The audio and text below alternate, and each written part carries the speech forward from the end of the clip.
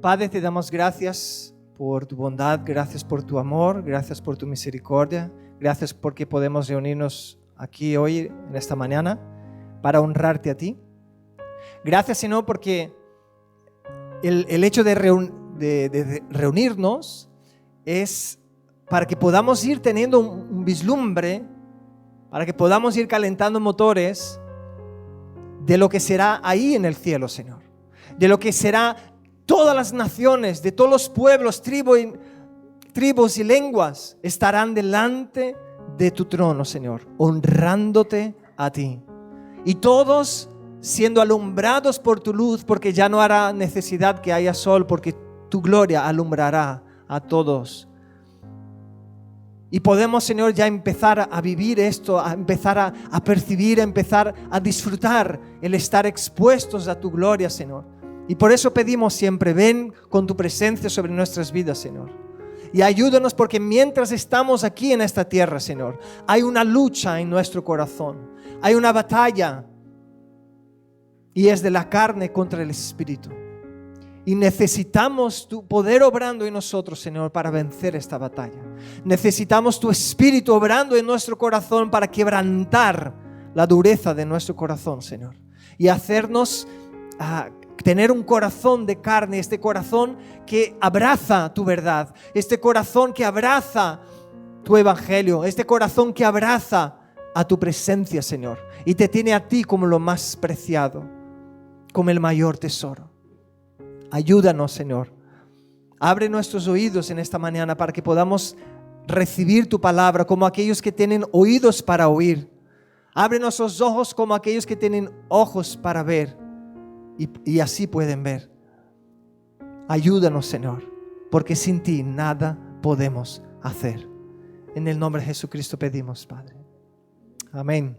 Las últimas 3 predicaciones pudimos disfrutar de las palabras de Cristo, el Rey, que nos habló sobre la familia, ¿no? Y específicamente sobre el matrimonio. Vimos que fue instituido por Dios, que es un símbolo de Cristo y su iglesia. También sobre los niños vimos, ¿no?, la importancia que Cristo dio a los niños, que Cristo no menospreció a los niños por no ser lo más preciado de la sociedad, sino que dio valor a los niños, y tanto que les bendijo y usó su condición de niños para ayudarnos a entender la actitud que se espera del corazón de aquel que quiere estar en el reino de Dios, de actitud que tiene en el corazón de aquel que entra en el reino de Dios, que dice que necesita hacerse como un niño, y hemos visto algunas características de ello, ¿no? En el texto de hoy vamos a ver el peligro que hay, ¿no?, del amor a las riquezas y también la recompensa por el sacrificio. Y está justo el texto que sigue, ¿no? Marcos capítulo 10, vamos a leer a partir del versículo 17.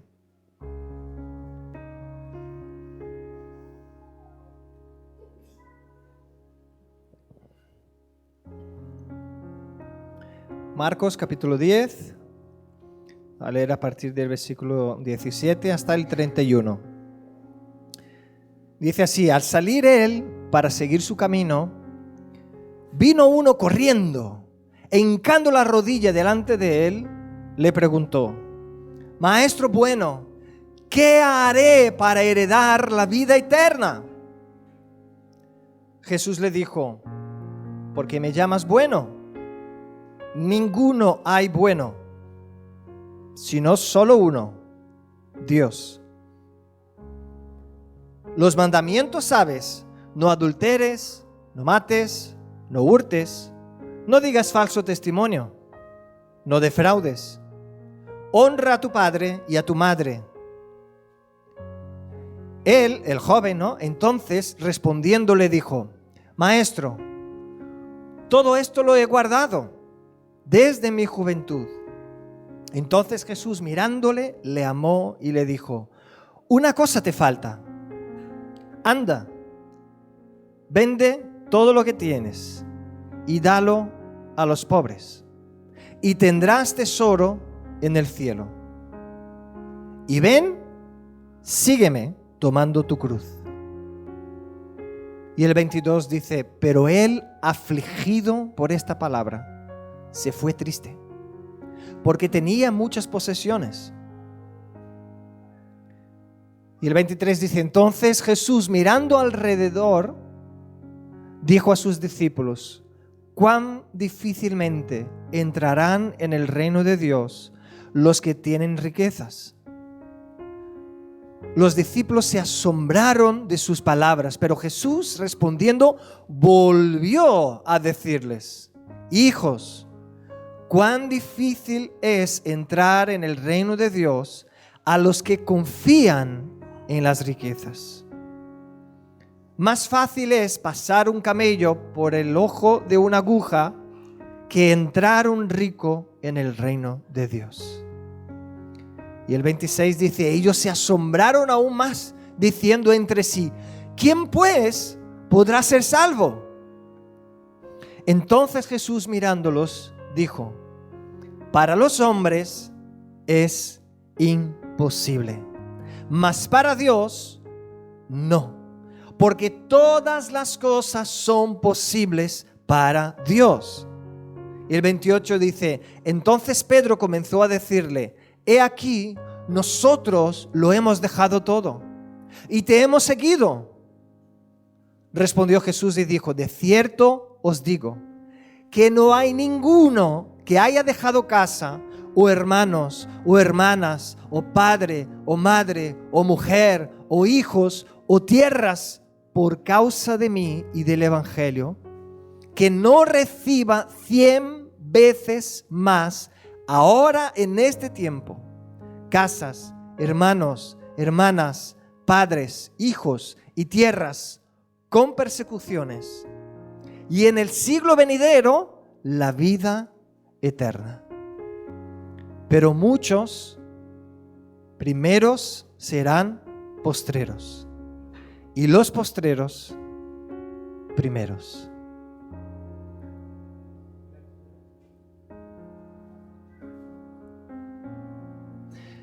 El texto que hemos leído no nos dice, no nos da esta pista, pero se supone que fue escrito después de que Cristo estuvo orando por los niños, lo que comentamos la semana pasada, ¿no? Él estaba orando por los niños se acercaron, Él estuvo orando por ellos, dio la enseñanza sobre el reino de Dios, y luego dice, ¿no?, que Él salió para seguir su camino. Entonces, entendemos, ¿no? Se puede entender que vino una cosa seguida de la otra, aunque el texto no nos deja muy claro, porque simplemente dice al salir Él, ¿no?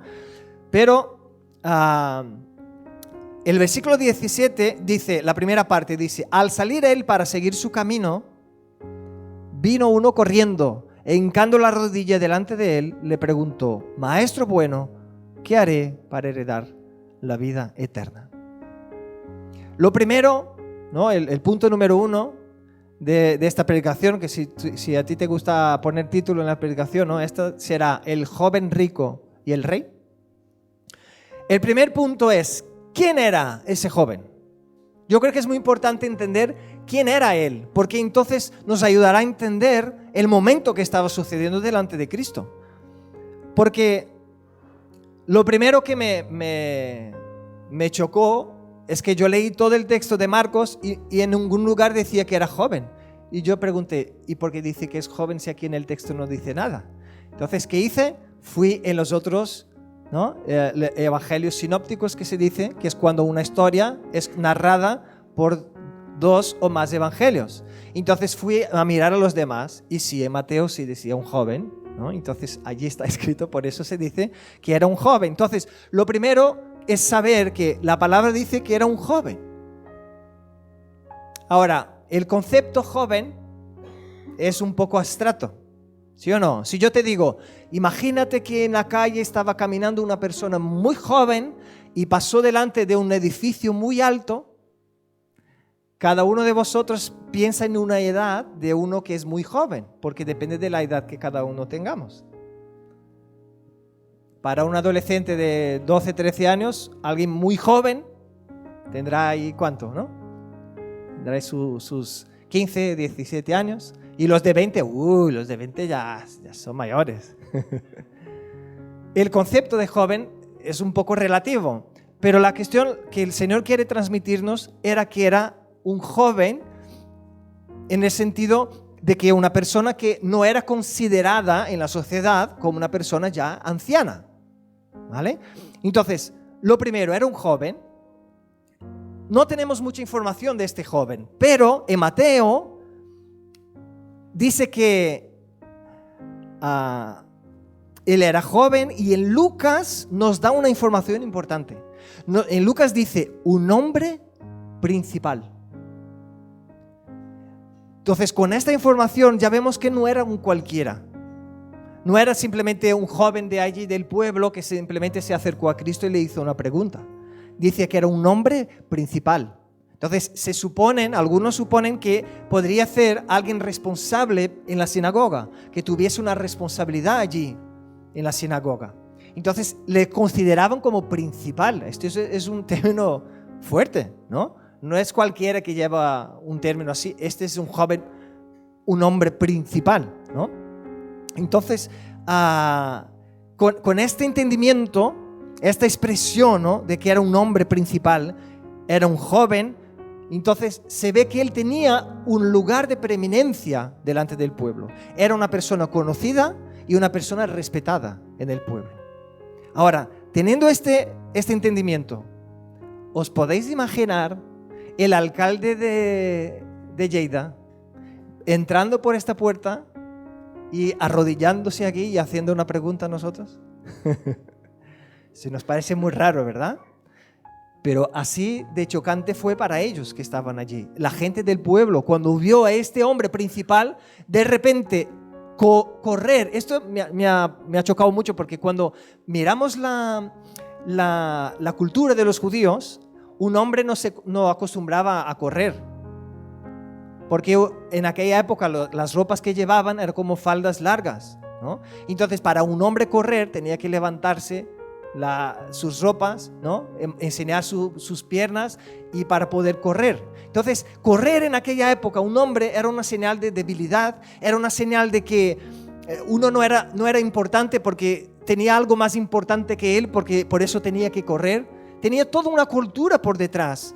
Y este hombre, siendo un principal en su pueblo, siendo una persona referente que la gente le conocía, le dio igual todo esto. Le dio igual todo esto. Dice que corriendo, y no solo corrió para acercarse a Cristo, sino que estando delante de Cristo, hincó la rodilla al suelo.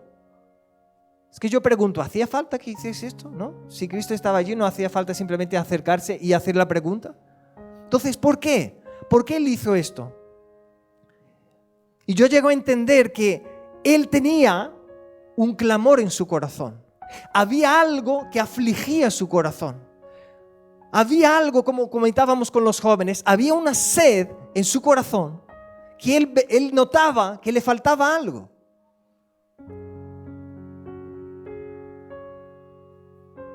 Y vemos por su pregunta que él sabía, o que él se había dado cuenta, que él no podía llegar a la salvación. Que él no estaba seguro de si cuando llegase al día de la resurrección, porque los judíos tenían bien este concepto por lo que estaba escrito en Daniel y en otros textos del Antiguo Testamento, que habría un día final, un día de la resurrección, y él no estaba seguro si en aquel día él estaría en la vida eterna. Entonces él vino corriendo, hincó la rodilla delante de Cristo, enseñando así a todos los demás la importancia y la desesperación de su corazón, la importancia que él estaba dando a aquel momento. Y él dijo a Cristo: Maestro bueno, la segunda parte del versículo 17, Maestro bueno, ¿qué haré para heredar la vida eterna? Y Cristo siempre nos sorprende, ¿verdad? Antes de responder la pregunta, este clamor del corazón de este joven, Cristo empieza a ayudarle con algo que era lo que en realidad estaba en el profundo de su corazón, lo que haría toda la diferencia, y vamos a ver con el pasar del texto, pero que él no se había dado cuenta. Cristo le dijo: ¿por qué me llamas bueno? Ninguno hay bueno, sino solo uno, Dios. Ahora yo te pregunto, ¿será que con esta declaración Cristo estaba diciendo que Él no es Dios? Porque Él dijo que Dios es bueno y Él solo Dios es bueno. Hay sectas que cogen este versículo para decir esto. Que dicen como si Cristo estuviese negando su deidad. Pero vemos por el texto que no es así. Porque toda la conversación de Cristo, vemos que Cristo se puso en el lugar del joven.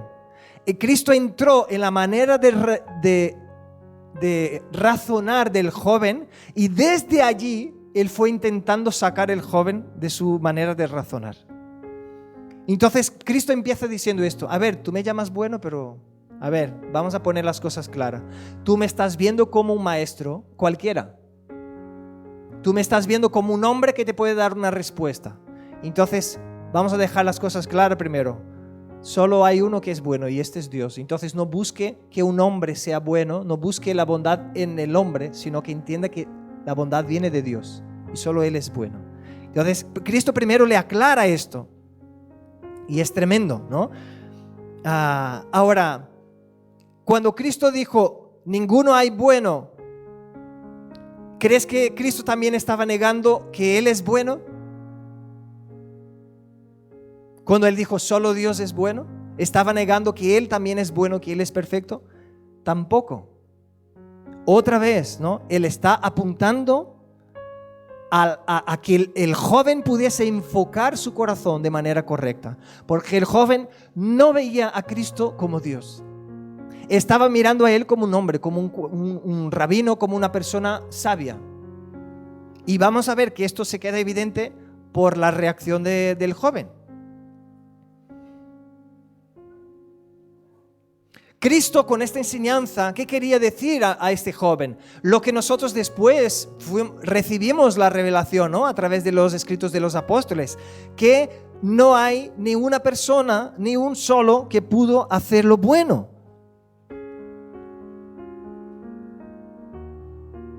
Por eso Dios envió a Cristo para morir en nuestro lugar y pagar nuestra deuda delante del Señor, porque no había ni uno solo que pudo cumplir la ley. Y era esto lo que Cristo ya empezó a querer enseñar a este joven, decir: a ver, tú estás ahí, no te das cuenta, estás creando como que una manera, pensando que tú puedes construir y ganar la salvación o la vida eterna por tus obras, pero no va por ahí el tema. Pero Cristo empieza de una manera muy sutil, ¿no? Diciendo: solo hay uno que es bueno, y este es Dios. Cristo le estaba enseñando: todo ser humano nace en pecado, y por más bueno que se considere, por más que intente hacer lo bueno, no compensa lo malo que hace delante de Dios, porque Dios es totalmente santo. Entonces lo mejor que podamos hacer no compensa nuestra maldad delante del Señor, no paga nuestra deuda, es impagable. Y luego de hacer esta declaración tan importante, ¿no? Cristo le contesta la pregunta. Y vemos la segunda parte del versículo 17, ¿no? La pregunta: ¿qué haré para heredar la vida eterna? Entonces en el 19, Cristo le dice: los mandamientos, ¿sabes? No adulteres, no mates, no hurtes, no digas falso testimonio, no defraudes, honra a tu padre y a tu madre. ¿Te has fijado cómo Cristo le hace recordar los mandamientos? Y es curioso porque la palabra nos dice que la ley pone de manifiesto nuestro pecado, nuestra condición de pecadores, porque ninguno de nosotros es capaz de cumplirlo todo. Romanos 3:20 dice: ya que por las obras de la ley ningún ser humano será justificado delante de él, porque por medio de la ley es el conocimiento del pecado. Entonces yo veo el amor de Cristo con este hombre de decirle, ¿conoces los mandamientos, no? Es como quien diciendo, a ver, haz un recuento aquí, a ver qué es lo que puedes vivir de esto.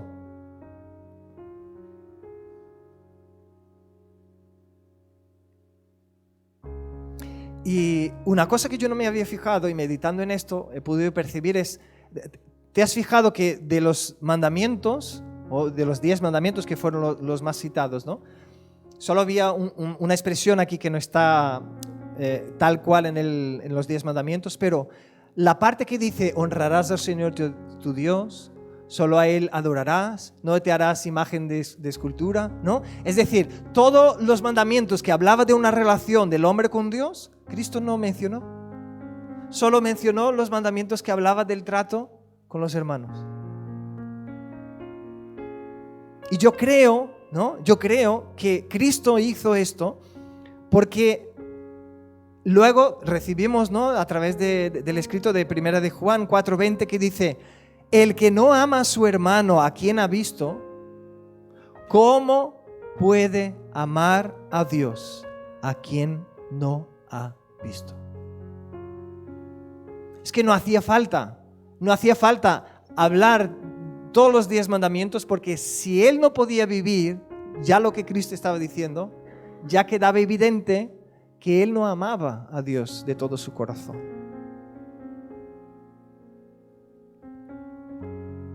Entonces Cristo le habla a este hombre de los mandamientos, pero la respuesta del joven para mí fue alarmante, fue sorprendente. Y con esto entramos en el punto 3, ¿no? Que es un joven que se esforzaba por hacer lo correcto. El versículo 20 dice, él entonces respondiendo le dijo, Maestro, todo esto lo he guardado desde mi juventud. ¿De verdad? Pero este ya tenía que estar en el cielo, pero ya, ¿no? Obviamente que no. Obviamente, bíblicamente entendemos que no, él no pudo vivir esto, pero el entendimiento que él tenía por sus propias obras es que él estaba guardando todo, porque él se esforzaba por hacerlo. Lo que demuestra en su respuesta es que él estaba confiando en sus esfuerzos. Él estaba confiando en su anhelo de hacer lo bueno, en su deseo de cumplir la ley. Pero él no se daba cuenta de que no daba la talla, de que no estaba cumpliendo de verdad. En su corazón él de verdad creía que él estaba cumpliendo todo.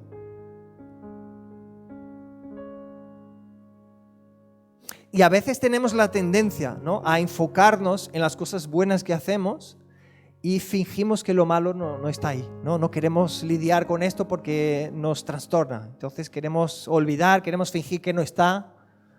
Pero justo es allí donde queremos fingir que no está, es donde el Espíritu de Dios quiere trabajar en nuestro corazón. Porque allí donde estamos perdiendo la batalla contra el enemigo. Y necesitamos su poder obrando allí en nuestro corazón. Entonces, Cristo estaba yendo a lo profundo de su corazón. Y hoy en día también mucha gente piensa que por hacer lo bueno, esto compensa delante de Dios. Como si pudiese pagar, ¿no? Pagar para compensar lo malo que uno hace. Y no nos damos cuenta que la ofensa que tenemos delante de Dios por nuestro pecado es algo impagable. Ahora, la respuesta de Cristo a él también me sorprende muchísimo. Porque Cristo podría decir cuántas veces Cristo miró a los fariseos y les dijo, hipócritas, ¿no? Estáis impidiendo, no estáis ni entrando en el reino de los cielos, ni dejáis que los demás entren. Pero Cristo le dio una respuesta sorprendente.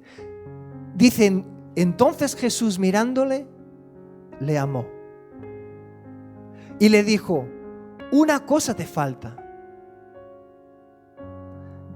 Es como si le dijese, vale, yo entiendo lo que tú me estás diciendo, estoy entendiendo que desde tu razonamiento, tu esfuerzo es en hacer lo bueno, es en hacer lo correcto.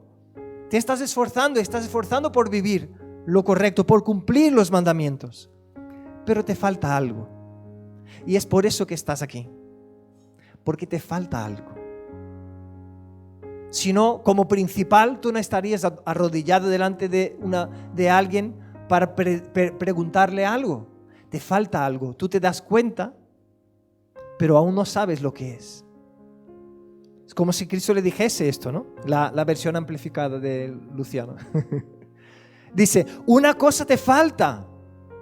Entonces Cristo va a lo profundo. Dice, anda, vende todo lo que tienes y dalo a los pobres y tendrás tesoro en el cielo.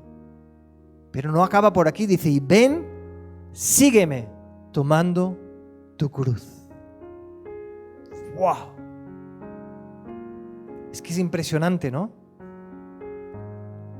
¿Te has fijado que dice, Cristo le amó? Y yo te pregunto, cuando Cristo contesta de manera firme y contundente a los fariseos, ¿no les estaba amando al decir la verdad? También los estaba amando.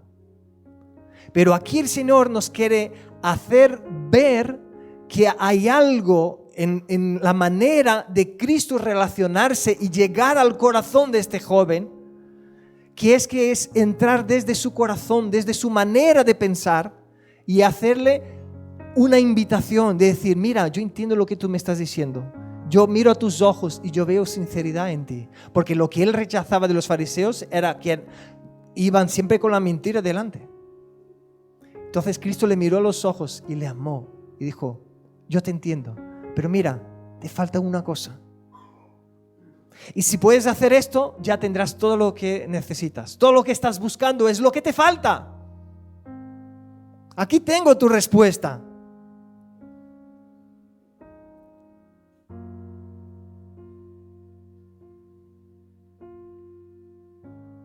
Pero Cristo mirándole, le dijo,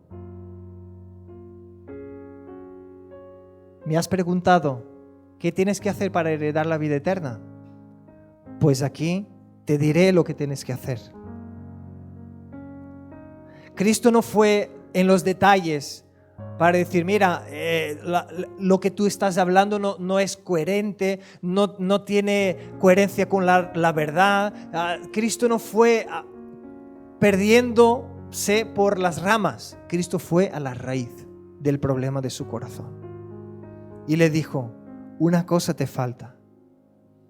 Anda, vende todo lo que tienes, dalo a los pobres y tendrás tesoro en el cielo. Y ven, sígueme tomando tu cruz.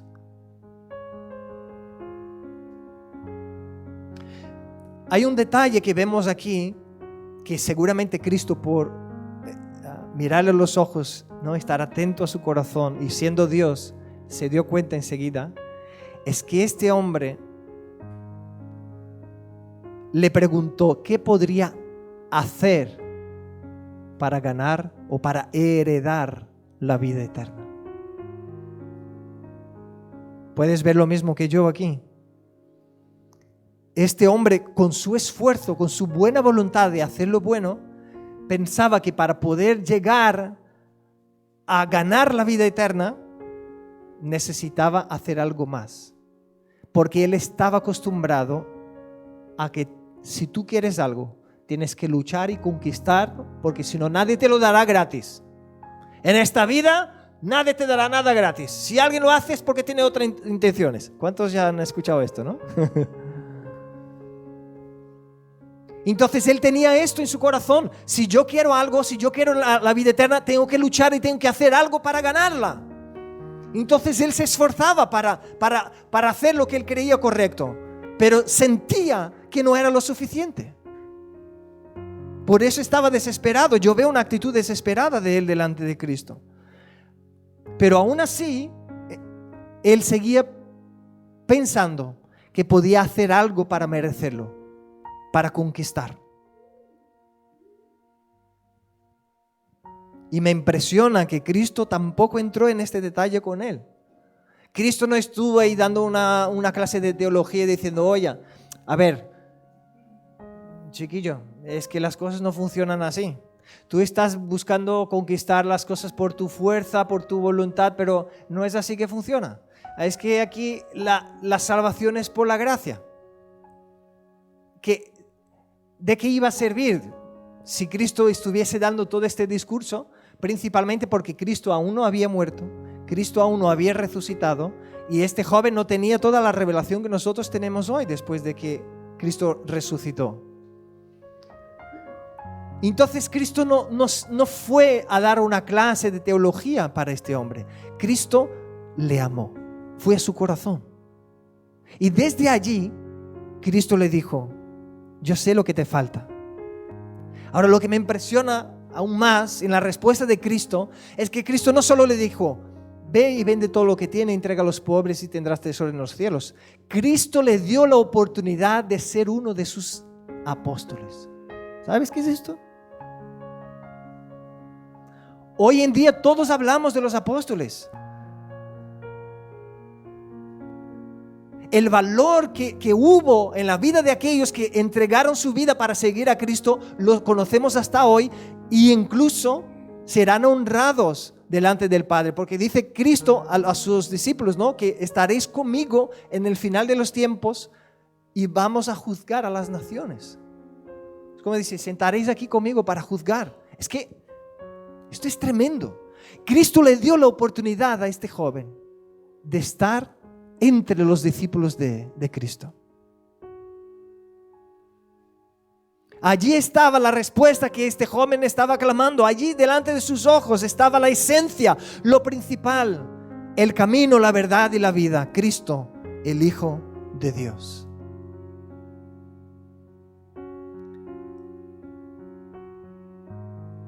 El cuarto punto, quería enfocarnos en este sentido de que un joven que le faltaba algo. Cristo no le dijo simplemente, ven y sígueme. ¿Sí o no? Cristo con los demás discípulos simplemente les llegaba, conocía y decía, ven y sígueme.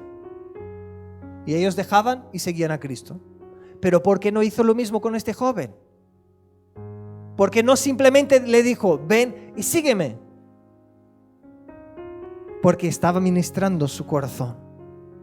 Y le dijo, es verdad, estás buscando la respuesta y te falta una cosa. Te falta una cosa. Cristo se dio cuenta del vacío que estaba en el corazón de aquel joven.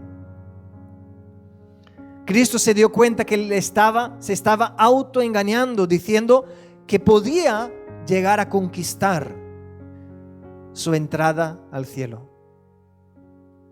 Y Cristo fue y tocó en la fibra de su corazón. ¿Y cuál era la fibra? Que le faltaba algo de verdad. Y lo que le faltaba era poner su mirada en Cristo. Yo me imagino las preguntas que se estaba haciendo el joven después de escuchar las respuestas de Cristo, ¿no? Yo me imagino preguntas como, ¿me estás diciendo que tengo que para heredar la vida eterna y para heredar el cielo, yo tengo que perder toda mi vida? Es que todo lo que yo tengo, yo lo he conquistado, yo lo he sudado, yo lo he luchado. Y ahora tú me estás diciendo que tengo que dejar todo esto para ir al cielo. Yo me imagino a este joven preguntándose, ¿tengo que perder mi estatus, mi seguridad? ¿Tengo que perder el control que tengo en mi vida? Porque uno no nace siendo rico, puede nacer en una familia rica, pero igual tiene que aprender a mantener lo que tiene. Entonces uno se acostumbra a mandar sobre los demás, a tener control sobre los demás, a controlar situaciones. En aquella época tenían esclavos, tenían siervos, tenía gente que trabajaba seguramente para él, siendo rico. Negocios. Entonces eran toda una estructura que él tenía en su vida, que entonces con la respuesta de Cristo se removió todo. ¿Tengo que desprenderme de todo para ganar la vida? ¿Qué sentido tiene esto? Yo no vine aquí para perder, yo quiero ganar. Yo vine a saber cómo puedo heredar. ¿Habéis visto, os habéis fijado en la palabra heredar? La herencia es algo que queremos recibir, que estamos dispuestos a hacer lo que sea porque queremos recibirlo. Entonces él se acercó a Cristo diciendo, lo que yo quiero es ganar algo más. Y Cristo le estaba enseñando lo que enseñó en otros pasajes, ¿no? Aquel que no esté dispuesto a perder su vida no ganará la vida eterna. O aquel que quiera salvar su vida la perderá. Y aquel que le pierda su vida por amor a mí, entonces ganará. Y en este punto queda evidente que ese joven no reconocía a Cristo como Dios. Este joven no vio a Cristo como Señor, porque su respuesta fue aterradora. Delante de lo que Cristo le ofrecía tesoros en el cielo y le ofrecía ser uno de sus discípulos. Pero para una persona que mira al otro simplemente como un rabino, dice, ¿qué más da ser uno de tus discípulos? Porque voy a dejar todo lo que yo tengo, porque yo voy a dejar toda mi comodidad, porque yo voy a dejar todo el control de mi vida, todo mi estatus, simplemente para estar caminando ahí por la tierra y hablando con la gente.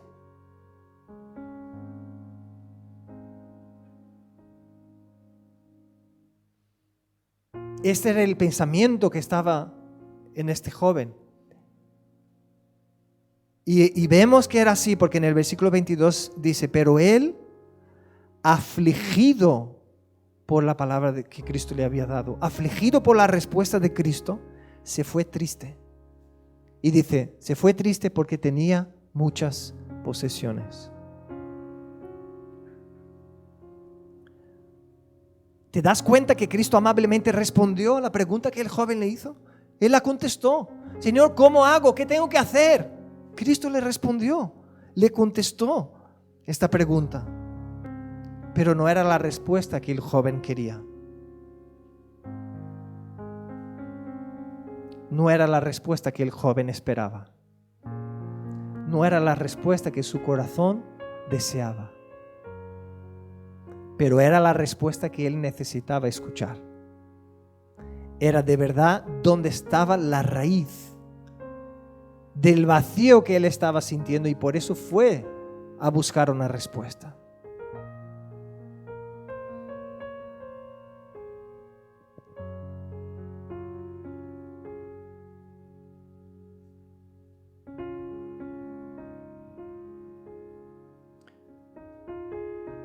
Pero vemos que él se fue triste. En otras versiones dice fue afligido.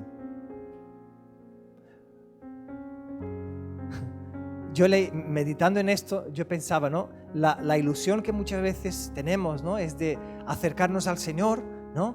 Y estamos así un poco tristes y nos acercamos al Señor y vamos a salir saltando, ¿no? Llenos de júbilo y gozosos. Pero hay veces, hermanos, que nos acercamos al Señor y lo único que no queremos es salir de allí saltando, porque el Señor nos va a confrontar. El Señor va a tocar donde nos duele, porque Él nos ama tanto que habla con nosotros con propiedad, habla con las cosas que necesitamos escuchar y nos expone lo que está mal en nuestro corazón. Y es curioso pensar que aquel joven no entendía que Cristo le podía dar una respuesta fácil, pero sería una mentira, porque al final el joven no llegaría al cielo. Ahora, Cristo le dio la verdad, pero la verdad no era lo que le agradaba a su carne. La verdad le confrontaba a un cambio en los fundamentos de su corazón. Y es ahí donde muchas veces nos cuesta incluso. Yo veo que a veces a algunas personas les cuesta tener un tiempo de devocional con Dios, porque cuando el Señor empieza a hablarle y empieza a mostrar cosas en su corazón y en su vida que no están bien. Y nos duele. queremos decir, no, esto no, Señor, esto no. Pero el Señor nos ama tanto que nos habla la verdad. Y dice que Él se fue angustiado, afligido. Entonces yo me imagino Él llegando delante de Cristo, ¿no? La imagen de ver a este hombre acercándose a Cristo, arrodillándose, haciendo una pregunta y luego saliendo de allí afligido. Y los discípulos mirando esta escena, este hombre, este principal del pueblo, saliendo, es como si él saliese peor de lo que había llegado a la presencia de Cristo. Pero el problema estaba en Cristo. No, el problema estaba en su corazón, que quedó expuesto lo que había en su corazón. A causa de la orden de Cristo, del materialismo que estaba arraigado en el corazón de este joven, su rostro se ensombreció, ¿no? Se quedó lleno de sombra, de oscuridad.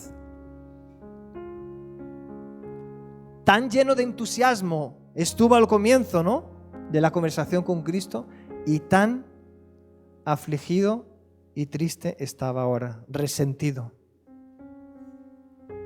Probablemente él estaba pensando, esta exigencia no es justa. Ninguno de los otros rabinos de aquí me hubiesen dicho algo así, no es justo. La demanda que Jesús le hizo a aquel hombre desorientado era precisa y lo adecuado para la situación particular que él estaba viviendo, la situación, el estado de su corazón. El Señor no se lo exigió a otras personas, porque uno puede pensar, mira, Dios, ¿no?, hacer una interpretación equivocada del texto y decir, mira, Dios no ama a los ricos, solo ama a los pobres. Por eso dijo, para vender todo y entregar a los pobres.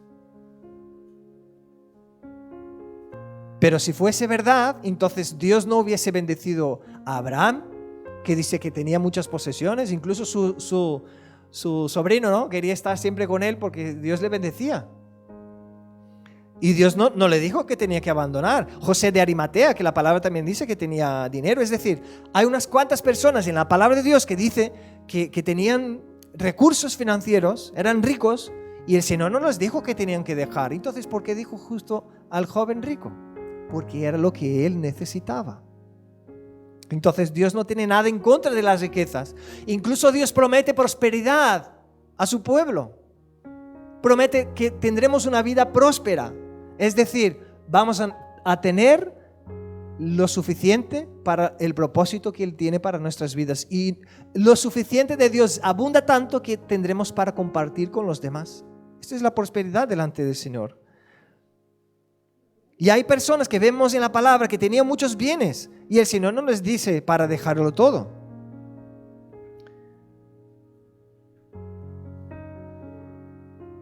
El joven rico tenía muchos bienes.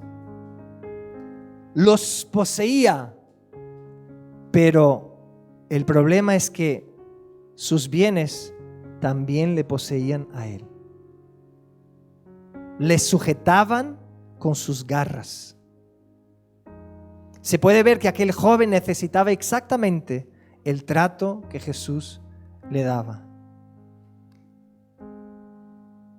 Y después que el joven se fue de allí, dice la palabra en el versículo 23, entonces Jesús mirando alrededor.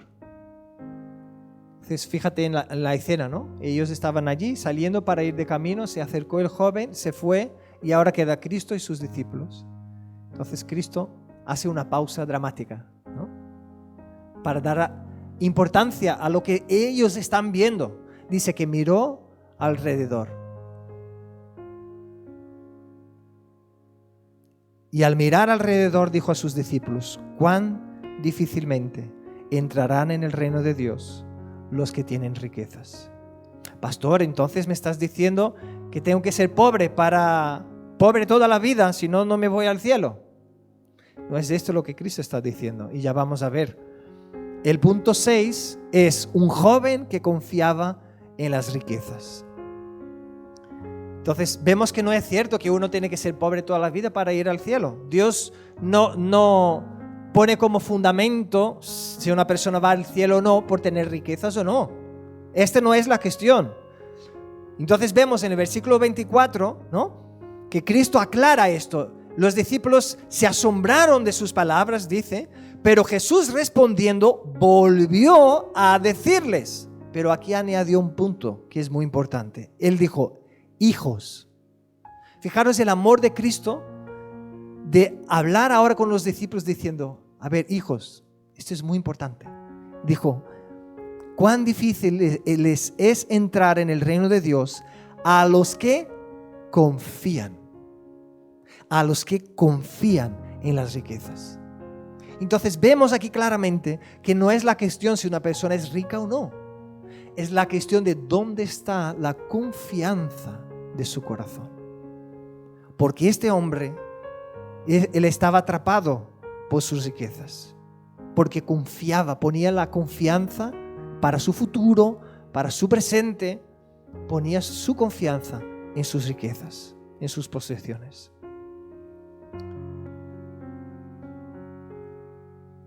Yo conozco a hermanos muy bendecidos financieramente, muy ricos, y que siguen siendo fieles a Cristo. El detalle que Cristo ahora aclara es confiar en las riquezas.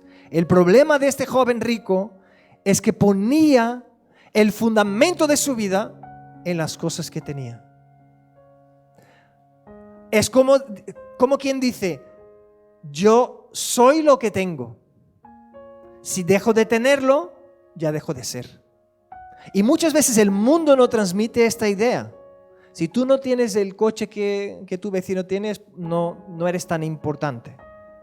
Si tú no tienes el móvil que tu amigo tiene, el mundo siempre intenta jugar con nosotros a pensar que nuestra importancia, nuestra identidad está marcada por las cosas que tenemos. Y este joven, lamentablemente, demuestra que su confianza estaba puesta en las cosas que él tenía. Entonces, la sensación que él tenía al dejar sus posesiones era dejar de ser él, dejar de existir, es entrar en un vacío. Y esta es justo la sensación que tenemos cuando Cristo nos llama. Porque Él dice, aquel que no esté dispuesto a perder, no puede ganar. Si ¿cómo se llama? Si la semilla, ¿no?, que cae en la tierra no se muere, no puede dar vida. Entonces, muchas veces el Señor te va a confrontar con palabras que la sensación que va a venir en tu corazón es todo lo contrario al gozo. Va a venir una desesperación, una sensación de un vacío, de decir, ¿y ahora por dónde voy? ¿Qué hago? ¿Dejo de ser quien soy yo? Porque Cristo nos llama a encontrar la identidad, nuestra identidad, en Él. Y solamente en Él. Él nos quita de la zona de confort.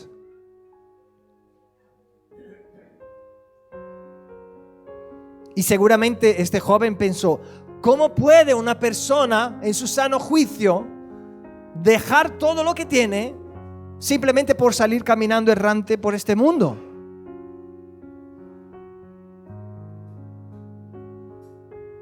Justamente por eso que Cristo sigue hablando a sus discípulos. Más fácil, en el versículo 25, más fácil es pasar un camello por el ojo de una aguja que entrar un rico en el reino de Dios. Y ahora, con el entendimiento de que Cristo dijo que es una persona que confía en sus riquezas, entonces podemos entender que cuando Cristo habla de un rico, está hablando de una persona que tiene posesiones y confía en ellas y no pone su confianza en Dios. Y luego el 26 dice, los discípulos estaban flipando, ¿no? Decían, ellos se asombraron aún más diciendo entre sí, ¿quién pues podrá ser salvo?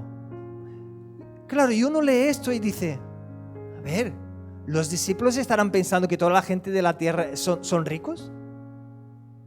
Parece raro, ¿no? Porque Cristo habla que los ricos difícilmente entrarán en el reino de los cielos. Y luego ellos dicen, ¿quién entonces podrá ser salvo? Parece que los discípulos están con un entendimiento equivocado de lo que Cristo está explicando, ¿sí o no? Ahora, si miramos la cultura judaica, vemos que en la Torá, ¿no?, en el Antiguo Testamento, el Señor habló muchas veces sobre la prosperidad que Él tiene preparada para su pueblo. ¿No? ¿Te acuerdas del Salmo 1, que es un salmo muy conocido? ¿No? Dichoso es el hombre que no anda el camino de los pecadores, ni se sienta en la rueda, ¿no?, de la mesa de los escarnecedores, sino que tiene la ley del Señor, es su deleite, y en ella medita día y noche. Y luego dice que este hombre será como un árbol plantado junto a ríos de aguas, a corrientes de aguas, y dará su fruto en la estación propia, y todo lo que hiciere prosperará. Entonces, igual que este versículo, hay un montón de otros en la palabra que habla sobre que la voluntad de Dios es la prosperidad de su pueblo. Entonces, un judío que nacía y escuchaba esto, está siempre buscando a ver qué es lo que Dios tiene para mí, porque ellos conectaban, y ahí venía la ignorancia de la época. Ellos decían, si una persona es rica y próspera, es porque tiene el favor de Dios y Dios la ama. Si una persona es pobre y necesitada, es porque Dios no la ama y está en pecado y está haciendo algo malo delante de Dios. Aquí no había otra interpretación. Por eso cuando veía una persona, ¿no?, cuando llegó la persona, no me acuerdo ahora qué es lo que tenía, si era cojo o si era ciego de nacimiento, ¿no? Y los discípulos cuestionaron, dijeron, Señor, ¿quién ha pecado? ¿No? ¿Quién pecó? ¿Él o sus padres? Y Cristo dijo, no, Él está así para la gloria de Dios. Cristo vino a traer algo que ellos no tenían ni idea, porque su mente estaba enfocada en esto. Si alguien está con algún problema, es porque está en pecado y Dios está en contra suyo. Como si los demás, ¿no?, como si los que eran ricos no tenían ningún pecado ni hacían nada malo, ¿no?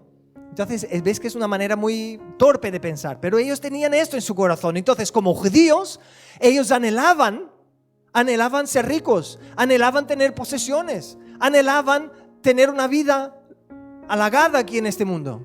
Entonces ellos pensaron, a ver, se miraron entre ellos y dijeron, ¿quién puede ser salvado entonces?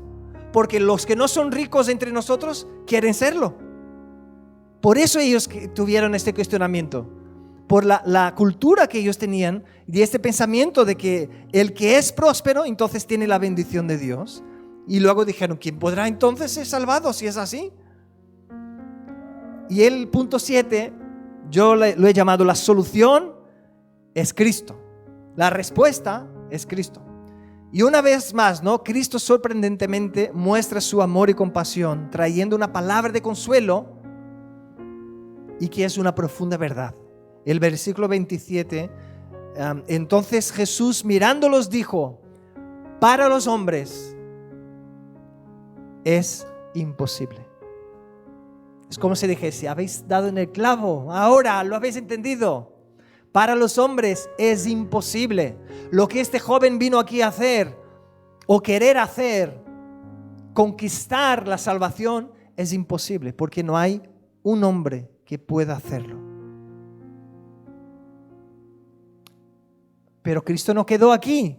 Cristo siguió diciendo, mas para Dios no, porque todas las cosas son posibles para Dios. Aleluya, aleluya. En otras palabras, Cristo estaba diciendo, la imposibilidad del hombre es la oportunidad de Dios, porque lo que para el hombre es imposible, para Dios no lo es. Gloria a Dios. Y en esto recordamos, ¿no?, textos como dicen en Romanos 3:23, que dice que todos pecaron y están destituidos de la gloria de Dios, ¿no?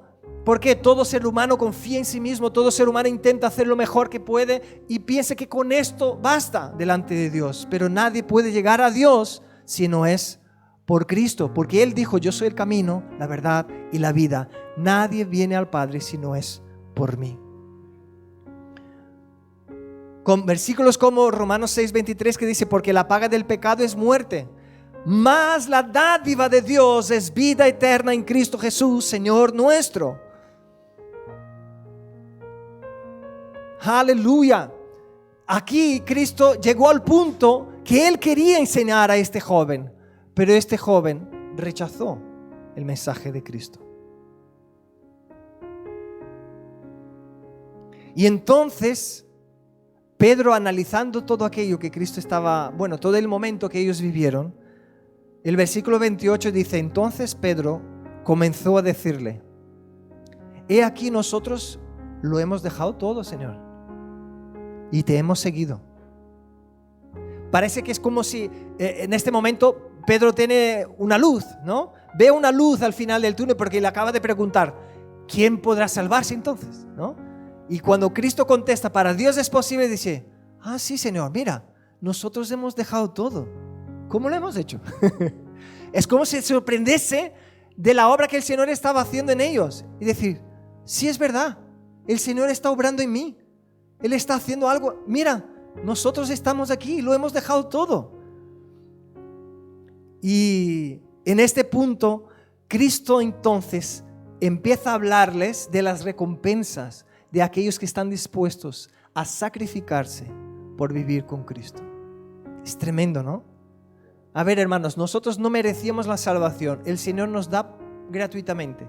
Y además de darnos la salvación, Él incluso dice: mira, os voy a dar un premio. Para aquellos que se disponen a sacrificarse y a honrarme y a vivir y esforzarse por vivir mi palabra, por cumplir mi palabra, tendréis aquí una recompensa. Es que esto es maravilloso. No tenía por qué hacerlo, pero Él lo hace porque es bueno. El 29, respondió Jesús y dijo: de cierto os digo que no hay ninguno que haya dejado casa, o hermanos, o hermanas, o padre, o madre, o mujer, o hijos, o tierras, por causa de mí y de mi evangelio, que no reciba 100 veces más ahora, en este tiempo. No dice allá cuando venga el día de la resurrección. No, dice ahora, en este tiempo, casas, hermanos, hermanas, padres, hijos y tierras. Ahora pone aquí un detalle, ¿no? Con persecuciones. Y luego dice: y en el siglo venidero, ahora lo que vosotros estabais esperando, la respuesta que el joven rico buscó, aquí, mira: y estos recibirán en el siglo venidero la vida eterna.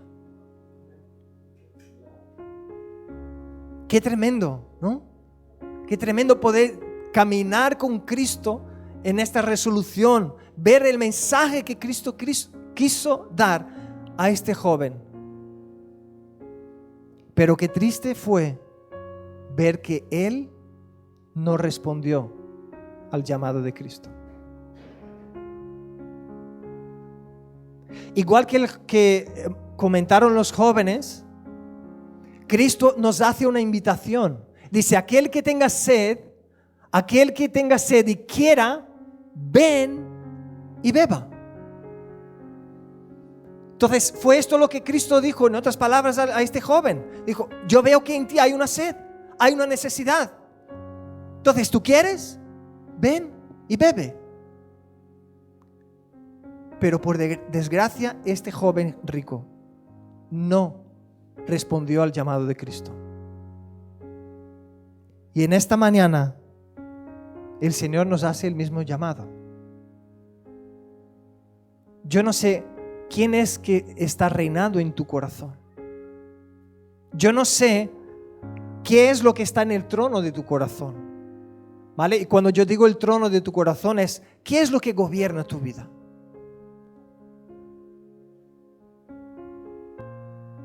Nosotros no nos damos cuenta, pero dejamos que muchas cosas acaben gobernando nuestro corazón. Y necesitamos desesperadamente, como este joven, quitar estas cosas del trono de nuestro corazón y rendir nuestro corazón a Cristo. Porque solo así uno llega a la vida eterna. Entonces yo te pregunto en esta mañana, ¿quién está en el trono de tu corazón? ¿Quién o qué está gobernando tu vida? ¿Qué es lo que tú tomas como base y fundamento para tomar las decisiones que tomas? ¿Qué es lo que tú tomas como base y fundamento para vivir la manera como que vives? Para las cosas que decides desde cuando te despiertas hasta la hora que te vas a la cama. ¿Qué es lo que te mueve? ¿Qué es lo que mueve tu corazón? Vemos claramente que este joven rico lo que le movía eran las riquezas y sus posesiones. Nosotros hoy tenemos la oportunidad de responder al llamado de Cristo, porque Él te dice a ti y a mí hoy, ven y sígueme. Pero no sin antes decir, aquel que quiera ser mi discípulo necesita negarse a sí mismo, cargar su cruz y entonces seguirme. Porque es imposible seguir a Dios y a las riquezas. ¿Os acordáis de este versículo? Es imposible servir a dos señores porque o vamos a agradar a uno o vamos a agradar al otro. Cristo te hace esta invitación en esta mañana y te dice a ti y a mí, una cosa te falta. Deja esta confianza que tienes en las cosas que estás poniendo tu confianza. Estas cosas que están fuera de mí, confía solamente en mí. Cierra tus ojos, vamos a orar.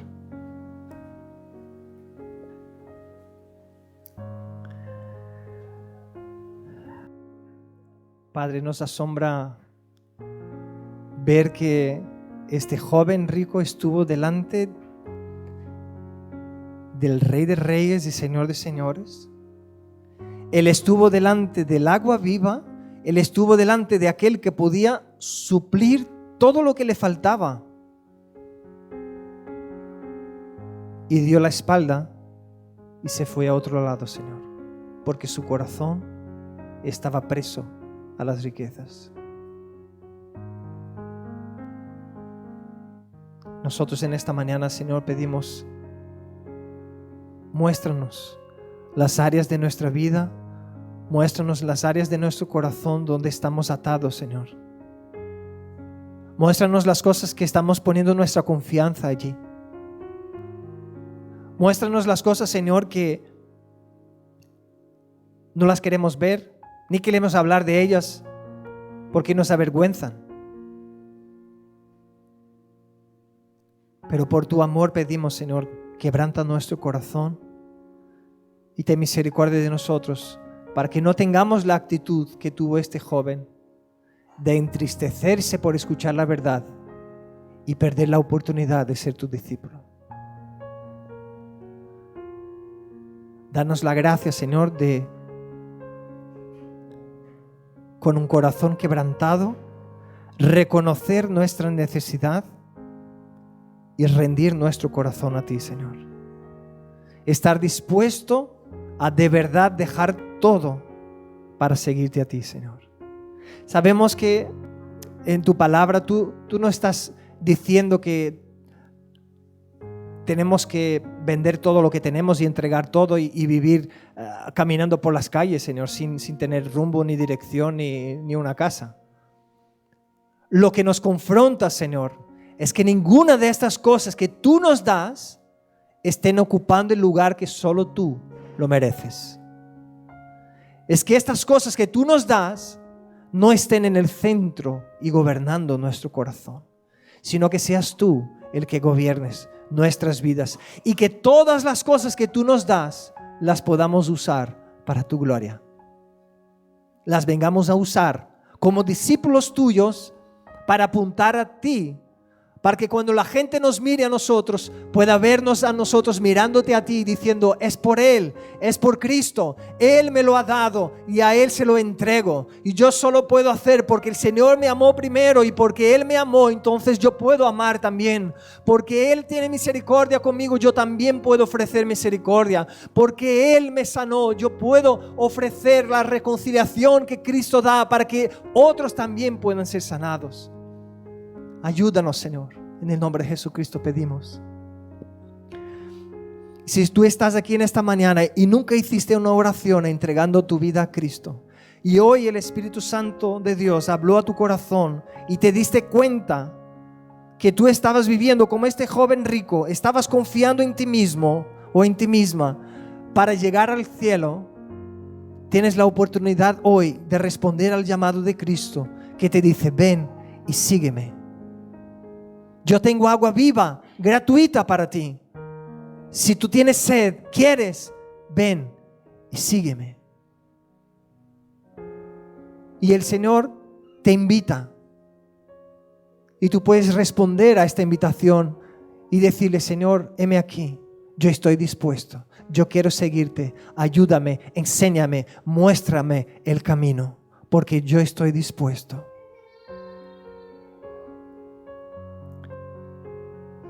Amén.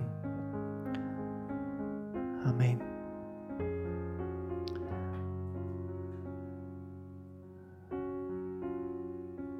Amén. Vamos a estar de pie, vamos a entregar nuestros diezmos, nuestras ofrendas.